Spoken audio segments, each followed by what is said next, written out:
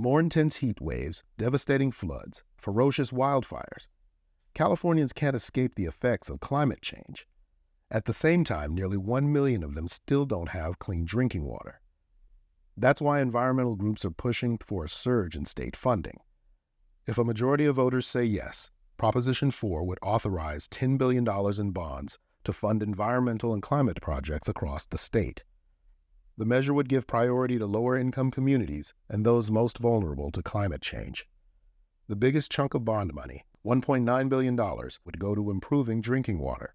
Money would also go to wildfire prevention and extreme heat projects, natural lands and parks, coastal protection, clean energy initiatives, and even agricultural improvements. In total, the cost to taxpayers would be $400 million a year over the next 40 years, meaning we could end up spending $16 billion in the long run, according to the state's nonpartisan legislative analyst.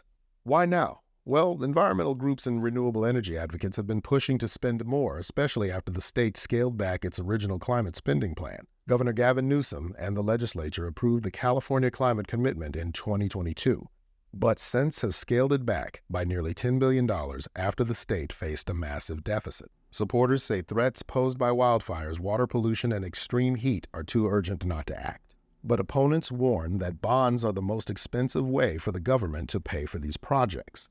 They argue that California should find other ways to finance these initiatives without taking on more debt. So vote yes if you support borrowing $10 billion in bonds for climate and environmental projects, or vote no if you don't.